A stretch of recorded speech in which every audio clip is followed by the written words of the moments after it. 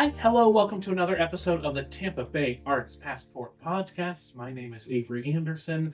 Today we get to talk to one of actually my closest and oldest friends from Tampa, Miss Jenna Jane. We met each other years ago and just instantly kind of clicked. So I'm so glad to get to bring you her story, her artistry. We're going to talk about her transition from investigative journalist to professional playwright.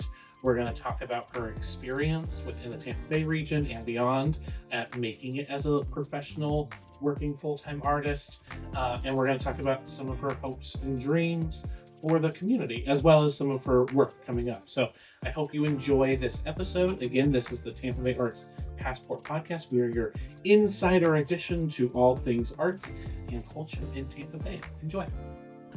All right. Hello, Jenna Jane. Hello. How are you? I'm so good. How are you doing? I'm so great. I'm so excited to talk with you today. I am too. This is the first time we're meeting each other. It's lovely to make your acquaintance. It's lovely to make your acquaintance. No, we have known each other for six plus. years. Yeah, six-ish. Almost exactly six, actually. Almost exactly 6 Yeah. years. Can you believe that? You know, time is a construct, Avery. We met each other pre-pandemic, and so, like, any time after that is just like... And the crazy thing is, like, nothing's changed. Nothing. Then. Literally not a single thing in our lives. We have remained exactly the same. We have stagnated, and thank goodness for that. I don't even know what to say. No, because one of my favorite, like, you are one of my friends that, like, I love to talk to because we both, I feel like, have embraced change so much. Yes.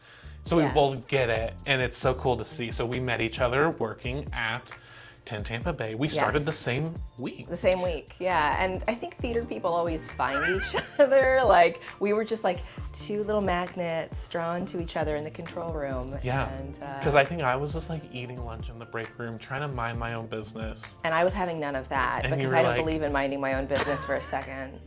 And you're like, hi, I'm Jenna, we're gonna be friends now. Hello, I've decided for you. That's kind of how it went. And I was like, okay, cool, sounds good to me. Yay. And then you were like, I want to play the dentist in Little Shop. And I was like, oh you're cool. That was like one of our first conversations. You're like, I want to be the dentist. I do. I also want to be the plant. Honestly, the voice of the plant is my dream role, but I would kill to play the dentist too. Really, I just love messing around with gender. I think it's so fun. Same girl. What? You? Oh, we have more in common than I thought. So here's what we're going to do. We're going to start a theater, and every year we're going to produce Little Shop with Jenna Jane in a different role until you cycled through the whole cast. I think that's great. I'm especially looking forward to playing Mushnick. Yeah, I think it's a little bit of typecasting, but I'm in. Oh my gosh. Well, now, so we knew each other back then.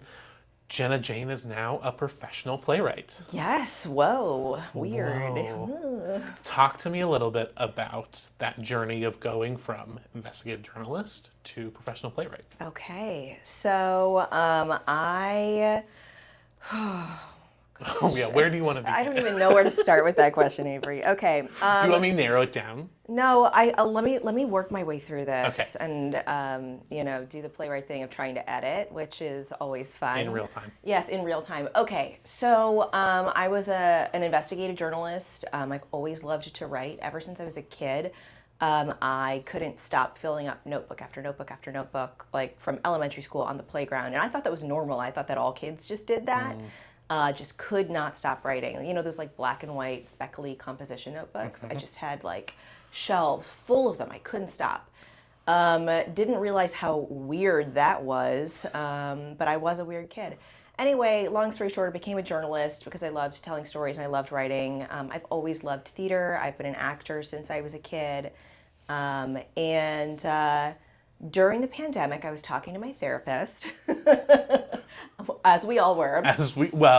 Most of us were. Hopefully most of us. As we all should have been. As we all should have been.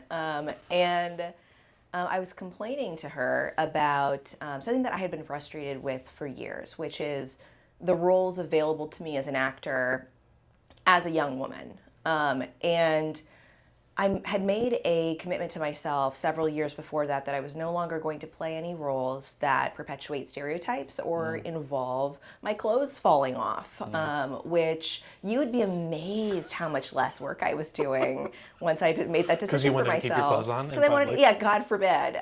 It's What a thought. amazing.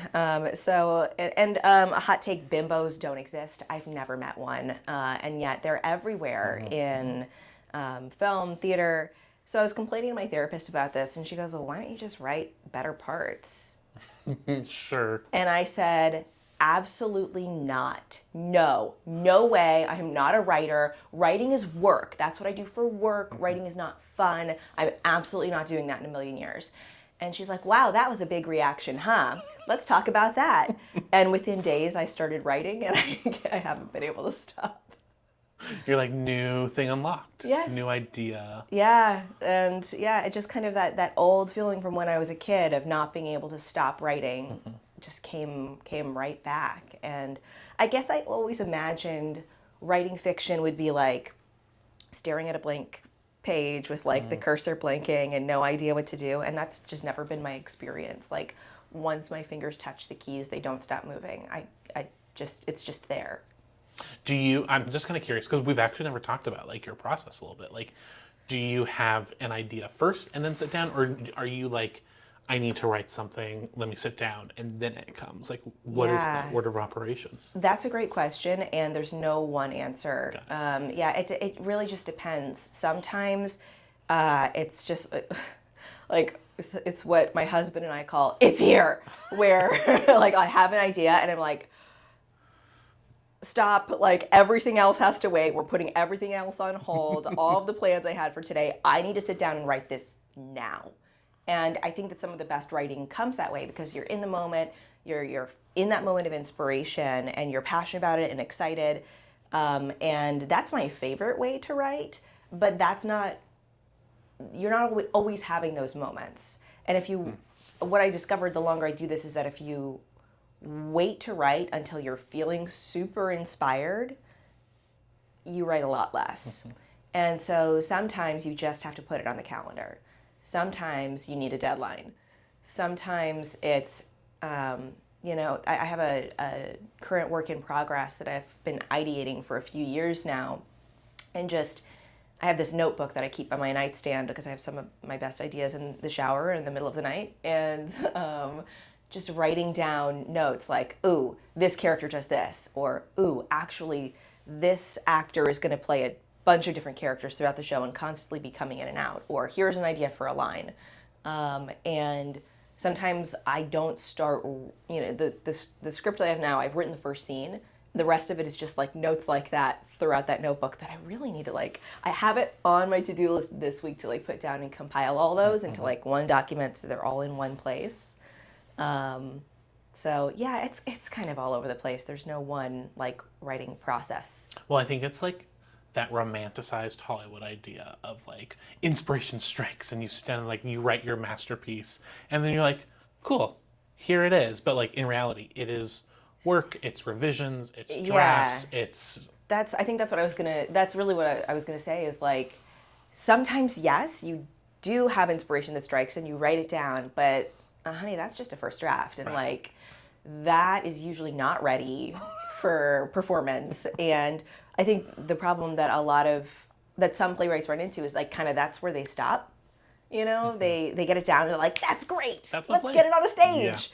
Yeah. And you're just not going to be capable of getting the kind of complexity that's going to really make audiences think, even in a comedy. Yeah. Unless you are revising and revisiting, and that exercise in patience has really been a learning process and a growing process for me. Okay, I want to ask a question. Okay, and it's your podcast. I'm not going to stop you. I know, but I'm just saying, if Rob is listening, just he won't be. Turn it off. Rob is Jenna's husband. Okay, you talked about the "it's here" moment, and you're like, everything has to stop. This is it. Yeah. Do you ever use that to get out of stuff? Have you ever been oh my gosh, it's here, we can't go meet your parents now? No, I love my in-laws and I would never. Also, they live in South Dakota, so that would mean canceling flights. I I can honestly 100% say no, because I love and respect my husband and would never deceive him, not even a little, not even once. Or just anything in life. About anything. No, I don't think I've ever actually canceled anything, because, like, genuinely, I don't know. I'm not I saying would. I'm not saying it would never happen. There have definitely been things that, like, I don't know, like recently I was like, hey, sorry, I didn't make dinner tonight because I needed to write this down. And so we're having frozen pizza instead. Like little things like that. But I don't know. It was just funny, and I just thought maybe. Yeah, whatever. Well, no, actually, one of the things I love about our friendship is, like, I think we're very good with, like, talking about when we're tired, burnt out. Like, there's been times where I'm like, hey, I just can't come to this thing because, like, my gas tank is empty. Like, my emotional gas tank is empty, you know? And I think sometimes we don't talk about that enough. Yeah. and I just so love and appreciate you for being so understanding about that. Because there have definitely been friends that I felt like I couldn't see that too, where it's like, no, I have to show up no matter how I'm feeling.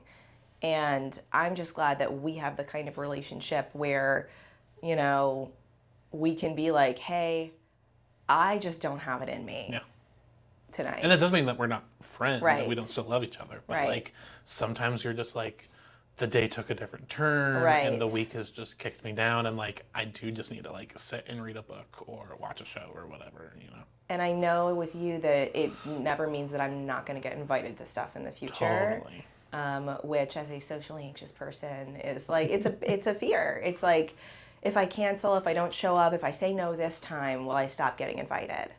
Yeah. And so I just really appreciate that about our friendship. I appreciate that about you. Sorry, that took a tangent, but well, anyway, that was niche. Well, anyway, it was very niche for us. This is the love that I have for Jenna, and everyone's publicly singing it. Okay, I want to ask about Bionic. I've seen Bionic grow and shift and morph over probably, 3 years? Oh my gosh. Maybe? I have been writing components of Bionic since 2021. It started as a one-act play and has evolved into a full length. And I, this year, completely restructured the play. Originally, my idea for it was that it was going to be a sci-fi anthology for the stage, which essentially meant that there were 3 different stories within the same universe. Generation to generation of the same family experiencing different things in a future where everyone is swapping out their body parts for the latest tech. And had a really great, some really great script consulting sessions with a dramaturg who suggested, no, this needs to be one cohesive story. And the people in this first scene, it's their story.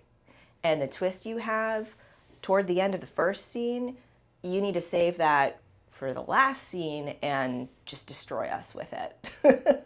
And I was like, well, that sounds like a good time to me. Mm-hmm. So fully rewrote it, and I'm really happy with this this draft and this new structure. I want to ask and give you time to talk about, like, what is the journey of writing a play, and specifically like thinking of Bionic? Because I think to the outside person, a playwright sits down, they write a play, and then ta-da, a theater does it. But like there's so many more steps that go into that. You mentioned a dramaturg. Like, what are those things that like the average patron probably never sees before it gets to like an opening night? Yeah, so I'm a big believer in getting a lot of staged readings in, and I have been really privileged to be accepted to a lot of different festivals, new play festivals, and had the opportunity to kind of hear the words out loud with actors. And that has been really helpful because you can kind of see pacing-wise what's working, what's not. How it sounds in your head is different from how it sounds out loud. For example, there's a corporation in my play called Life Corp. And there has been a consistent issue from stage reading to stage reading of there being confusion about the pronunciation of that, of people thinking that it's Life Corps, like Marine Corps or Peace Corps, even though it's referencing a corporation. And I kind of wrote it off at first, like, whatever, this is like a one-time issue. This isn't going to be a consistent mistake. And it has come up in almost every staged reading. I finally just... So here's my solution to this. I have someone mispronounce it in the play right off the bat and get corrected. Oh, there you go. And so, because, a representative of that corporation would be extremely protective of the branding and not want it to be mispronounced under any context or circumstance. And so now there's really no way to make that mistake because it is literally baked into the script how you pronounce this corporation. Wow. So it helps you find little things like that you might not know to troubleshoot if you just write a play and then expect to have it fully produced right away. Right. I also, while I copyright all my work, none of it is currently published because I am a chronic reviser. I love being able to adapt to feedback, and ultimately I'm really going to have to publish some of this stuff. But for now, this is working for me, and it's allowing me to stay adaptable. And I got to see the most recent time I saw Bionic in its full glory was Sarasota Players' staged reading of it, and we had a talk back afterwards, and I'm bringing this up because there was an interesting question that I think people don't think about. Someone asked, why isn't this other character played in the show? And you answered, because I'm trying to keep the cast size to 7 at the moment. 6. Yeah. Because that's what a lot of theaters are looking for. So, talk about that you're not just writing creatively, doing whatever you want, but also writing with the idea of hopefully being produced. That's a great question, Avery, and I so appreciate you asking it because it is something that I think not a lot of theater goers might notice, but cast sizes of shows that are actually getting produced by professional theaters who pay their actors, those cast sizes are getting smaller and smaller. They want plays with fewer and fewer people. And some of that is based on the size of the venues. We're seeing a lot of smaller theaters trying to make it, and they just don't have the space for a bunch of actors. And then some of it is just budgetary constraints. We've seen, especially here in Florida and here in Pinellas County, a lot of cuts to the arts funding from the government. And so theaters are trying to survive on a smaller budget, which means paying fewer actors. And so many of the calls for submissions that I see now for playwrights cap the number of actors at a certain amount. And the one I see most often right now is 6. And so while my play has 11 characters, all but 2 of them can be doubled. And so you can do that play with as few as 6 actors, or if you have a larger budget, you want to involve more people, you can cast 11 people in this play. So I try to give some flexibility there. I also try to keep in mind having simple sets. And while Bionic does have more than one set, which again, a lot of these places are looking for one set plays, I try to keep them all pretty simple and suggestive.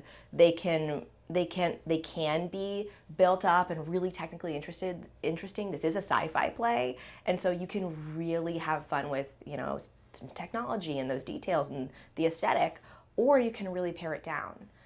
It's really important to me to keep this play realistically producible by everything from community theater to Broadway. And I think it's important during a time when the arts are struggling to fit what theaters need right now, not just what I want to make. Well, and I think that's one of the hard things as an artist is recognizing you don't get creative freedom all the time, right? There are those times when you have that passion project and you're like, I can just write whatever I want. But if you are writing this with the intention of making money off of it, of a theater actually paying you for it, there are constraints you're going to have to think about. And I don't think that's a thing a lot of people fully recognize. Yeah, a lot of theaters right now are looking for 2-handers or 1-person shows, because that is the fewest number of actors you can pay to put on a play, and single sets. And I don't blame them. It is, as a playwright, limiting if that's not the story you feel like you need to tell right now. So I'm still not writing 1-person shows or 2-handers. I have an idea for a 2-hander, but that one's kind of down the line. I've got like a roster, like an in-order roster of like the next plays I'm going to write. Yeah, and one of them is a two-hander, but that is not next on the list. Sorry, everyone. Sorry, everyone. You're going to have to wait. I want to ask, so I mean, we got like technical for a minute, but I want to ask you a question, and would love to hear your thoughts because that's how questions work. Sure. So you decided to leave a full-time job, jump into playwriting full-time and voiceover work and acting. What was that moment like of just this, like, I'm going to do it? Because I think so many people have that urge. So many people say, like, the life I'm in is not content, is not making me happy, and yet they don't take the leap. Yeah. And you did. Yeah. What did that feel like? Scary. It was a really vulnerable time, and still is. I mean, I'm not going to pretend like everything is, like now that's in the past. I'm over that and fully confident about my decision to be a full-time artist now in Florida. But so what Avery's referring to, what you're referring to, is that actually I didn't leave my job. My position was eliminated, but what my choice was to leave the industry. And I had gotten into journalism, and I deeply love and care about journalism. I was an investigative journalist, and I had to reckon with and accept that my fantasy of what journalism should be is very far from what it is. And it is going in the opposite direction. It's not getting closer. And I had chosen journalism because I thought it was going to be a stable career, something dependable. I've always loved the arts. I've always loved theater. I've always wanted to do theater, but it didn't feel like I was allowed to have it. It wasn't safe enough. And so I picked what I thought was a safe career. But once I found out that career wasn't safe, why not? Why not? Yeah. That's the thing, is like, okay, that's not keeping me safe anymore or making me happy. So why, if I'm going to do something unsafe, if I'm going to do something that's risky, why not do what I love? Yeah. And so I started exploring, well, what am I good at? What do I want out of my next chapter? And what can I feasibly make happen? What can I actually make an income off of? And what I have come to is just kind of the importance of having diverse income streams. So you mentioned Avery, I'm not just a playwright, I'm also an actor, and I'm also a voiceover artist. I have a broadcast quality professional recording studio in my office. And so having those different places where I can make income, where if voiceover is slowing down, I have acting and playwriting. If playwriting is slowing down, I have acting and voiceover. And so they kind of ebb and flow throughout the year, and I have different ways to kind of go back to the well and lean more into one thing than the other. If one of them is not making money, or I don't have making enough money, or I don't have enough opportunities in that space at that moment. I think often about, what if there's another pandemic? Playwriting and acting would really take a hit, but voiceover potentially, hopefully, would still be something that I could do. It's fully remote. It's work from home. And so there is a sense of safety in that, just having more than one way to make money. And let me tell you, not working for a corporation has been really great. I have realized I'm not built for it. Yeah. I'm not built for it. And I think that we all grow up in a system that trains us to be employees, not business owners, not entrepreneurs, not risk takers. We are taught how to do assignments and answer questions the right way, that there is a right answer and a wrong answer. We are not really taught to think critically or question systems, or and we're taught obedience, and unlearning kind of the system in which I was raised and trained and educated has been really freeing and really challenging, but really rewarding. I love that statement of I wasn't made to work for a corporation, and that's okay. It is okay. That's okay. It really is. It's not mandatory. Like, it's not a failure as as an American, as a human. Yeah, I mean, it's we are taught that success is one thing. Success is like getting a good job with a good company and making lots of money. And I have just really been working on redefining what success means for me. It doesn't have to be that. I love, so you know that book, the Places You'll Go, by whoever that author was. What's his face? What's his face? I one time saw this poster that said like, the things you'll have to unlearn to be a halfway decent human. Ooh. And I think about like all the things that we were raised to believe, we were conditioned by our Western capitalistic society, that we now have to actually unravel to find joy in the world that we exist in. Yeah.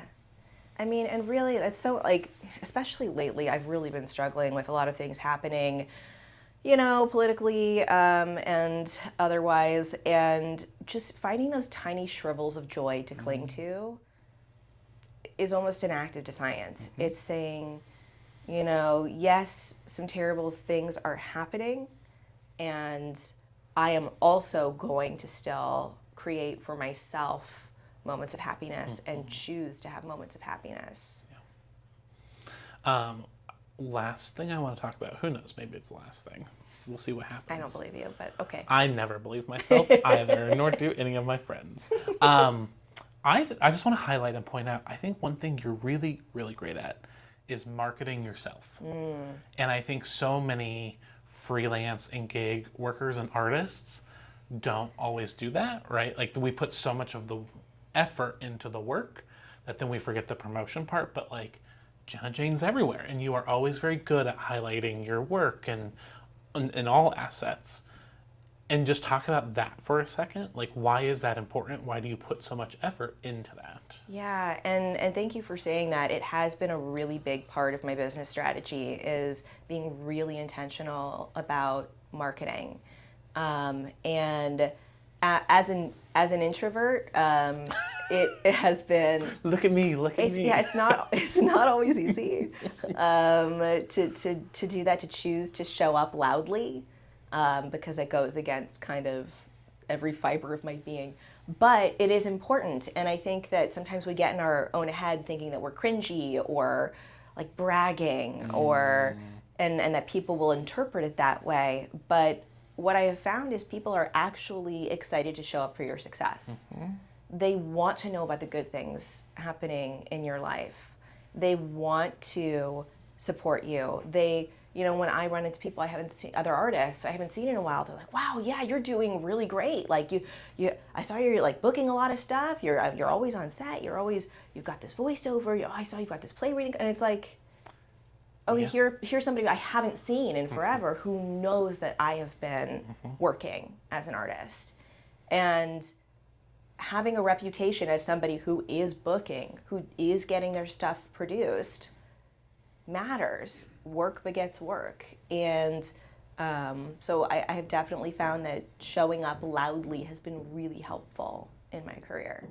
Yeah. I feel like we could have a whole other podcast on being an introvert and on being an introvert, period, but being an introvert and taking the moment to be proud of yourself. Yeah. And publicly say, "Look at the good work I'm doing," because that's so hard. It is, and it's hard, especially to celebrate. Yeah. To take a moment to celebrate yourself, and I want to be better about doing that offline. Not just like, "Hey, look what I'm doing," but to actually like have a moment to myself to like feel good about an accomplishment. I feel like I often, something good will happen and I'll start questioning if it's really that good. Well, I don't want to get excited about this until they announce it publicly. I can't be excited about this, or until it actually airs, I can't say for sure it's happening. And so that's something I'm working on personally, is not just moving on to the next thing or discounting it, but celebrating it and acknowledging a moment of accomplishment and being proud of it. Yeah. Well, I think there's some really great role models out there right now you can look to about blowing up your accomplishments and celebrating them. Like, look at all of our politicians who are very proud to celebrate their mediocre accomplishments. They really are. It's, I take inspiration from them every Look, day. if you can act like a mediocre white man, you can celebrate just about anything you do. It's You don't if have I to could, answer. no. I do want to joking. acknowledge it. It's a good joke. It's just like, I see so many people who you're describing, who I see have absolutely no problem taking credit for accomplishments that aren't even theirs, or achieving things that they haven't earned, or celebrating things that they haven't earned. And honestly, I do take some inspiration from that, because clearly, like, sometimes you just have to show up and say you're doing something and people will believe you. And showing up with that kind of confidence is something that I can only envy. Aspire to. Imposter syndrome, who is she? I mean, yeah. White man's never heard of her. All right, anyway. Do you want to answer some rapid fire questions? I would love to. Okay. I'll try to make them rapid. You don't have to answer them quickly, but actually you do. Oh no. We're gonna time I'm getting mixed messages. All right, we'll see. We'll see what happens. That's what every date has ever said to me. All right, first off, what does artistic community mean to you? Okay, this one I'm going to have a hard time doing rapidly. Okay, I'll do my best, though, to keep it concise, because I have a lot of thoughts, feelings, and emotions about this. Artistic community is a place where we are celebrating and supporting each other's art, not competing. It is a place where we are open to new people being involved in the art. For theaters especially, this means having open auditions, and auditions that are actually open, where you're actually open to involving new people in your organization, not just precasting every show and involving your friends over and over again. I am not calling out a specific theater. I am calling out almost every theater in our community. This is really important. I know that it's easy to just make a call, phone a friend, but that is not how you infuse new blood and new ideas into an artistic community. It's also a place where diversity is welcome. And when I say diversity, I don't just mean racial diversity. I mean gender expression diversity. I mean age diversity. I mean religious diversity, diversity of perspectives. Diversity means diversity. It is not one thing or another. And I think that art becomes richer when more people with more experiences are involved in it and allowed to create it. It is also should be a place where people can feel safe, where dangerous people are not, people don't look the other way when creeps are a part of the community, and those people are not upheld and platformed. This should be a space where both adults and children can feel safe to create art without feeling under threat of exploitation. Was that rapid enough for you? Well, thank you for listening to Truth Telling with Jenna Jane. I'm glad I could be a guest here today. Yeah, this is my podcast now. Jenna has taken over. No, yeah, Look I out. mean, that is community. That should be our definition of community. There are some really deep and profound truths in there that I think our community in particular is going to take years to unpack, because we have a lot of work to do when it comes to a lot of those different things. So thank you for sharing it. Sure. This is why I'm not good at corporation. In one word. One word, okay. What is your hope for the Tampa Bay artistic community? Risk-taking. risk-taking. It's a hyphen word technically, but we'll take it. We'll take it. We'll take it. Risk-taking. Do you want to expand? I mean, as a playwright, obviously I think that we should be doing more new work. And I understand that that's risky. The classics get people in the door, but I think artists just need to ask themselves, like, what did I get into art to do? Did I get into art to keep telling the same stories over and over again? And older stories are going to have older problems. Problems of sexism and racism and, not doing risk-taking on the right things. And often they were written by the same kinds of people over and over again. Those are the people who were the only ones who were able to get their work produced in the past. And so we're not going to progress as a community unless we take risks on new work. Yeah. And I think that new work can be very successful. It's just a matter of marketing it properly, which I think a lot of artistic organizations are failing to do. Yeah. Can I throw 2 cents in that goes along with it? Please. Risk-taking with intentionality and the right support behind the new work. Yes. Because I think what happens a lot is we throw new work against a wall, we are proud that we did it, and then we don't continue to support it. Right. We also don't help it get to the right spot that it needs before we push it into the world. And I think risk-taking comes with the built-in due diligence of making sure that the artist is supported, that the art is ready to actually be put on the stage.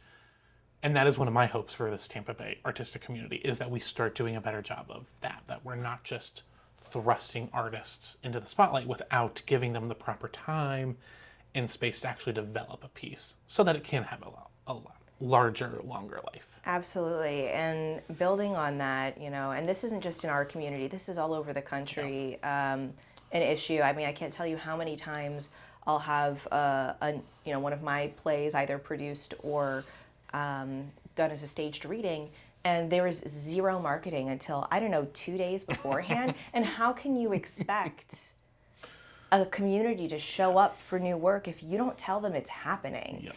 And then the marketing that does happen is just like the name of the play and my name if I'm lucky. My name's not going to bring people in, but you're not even telling people what this play is about. Or it's like boring rehearsal photos. If you as a marketing team, if there even is a marketing team, whoever is responsible for marketing the work, if you can't find interesting moments to put out there and showcase from that work, then either you need to be picking different work that's going to get people excited and has those moments, or you don't know the story. You're not looking at that piece hard enough. And ask the creator of that work if you're stumped or don't have time to, read the play or get to know it before you're marketing it. Ask someone phone a friend, ask someone who knows, and they will be happy to help you find those elements. But yeah, I think that just like the marketing doesn't get done, and then theaters go, well, see, new work doesn't sell. Well, and if you're a smaller organization, you're a 1-2 person show, and you're like, I don't have the time, you need to start prioritizing it. Right. I mean, like, it can't be the answer anymore of like, I just ran out of time. Like, realign your priorities. Exactly. Yeah, sorry. No, you don't. Why are you apologizing? I don't know. I don't. Are you sorry? No. I'm sorry that I stepped on your toes with that answer. And like, oh, it's that's okay. What I'm It's sorry true. for. It's true. You do like that. That's the truth. Is like marketing matters. It's how you reach people in your community. It's how you reach people who aren't theater people, and like get scrappy. Like, don't just do the traditional. You can't just do an Instagram reel and expect people who don't even follow you on Instagram to take notice. Yeah. All right. Last question. Okay. If you could have dinner with any artist, living or dead, who would it be? I'm going with Janice Hallett. Oh. Yes. She is a novelist, playwright, screenwriter, and former journalist. She writes, but I'm obsessed with her novels. That's kind of the part that I'm most interested in with her. She writes these mysteries that blow blow my mind. Not only is she a master of structure, so all of her novels are written through kind of like found documents, found items. So like text messages, emails, transcriptions of voice recordings, cast lists, just like there's no traditional prose. And it manages to blow my mind and rock my world every time. She always finds ways to shock and surprise me. And I'm not even like a murder mystery person. I will buy every book she writes. Love. She's amazing. Well, thank you so much for coming on today. Thank you for having talking. me. Please, please, please follow Jenna Jane. Look up her upcoming staged readings. I feel like there's always one somewhere in Tampa Bay. And across the country. Oh, and internationally every once in a while. So just keep an eye out. All right. Well, thank you again so much for coming on, and we'll talk again soon. Thanks, Avery. All right. Thank you so much for listening to this episode. I really hope you enjoyed it. I hope you kind of take away some of the things that Jenna talked about the playwriting journey, about why it's important to support new work. I hope that you actively seek out new work in our community, whether that be on the stage as a play, an up-and-coming musician, a new visual artist. I just think it's so important to produce artists and support artists who are not at that top echelon quite yet and need that grassroots support. I want to thank you for supporting the Tampa Bay Arts Passport. Please continue to like, follow, subscribe. Please join us for our upcoming book clubs. November, we are reading Night and going to the Florida Holocaust Museum to tour the recently renovated spaces. And then December, we are reading My Broken Language and seeing Latin History for Morons at Stageworks. We have lots of fun things coming up, so please continue to like and follow us. And we hope you'll listen next time. All right, thank you so much. Bye. Latin history for morons. It's like it was for me.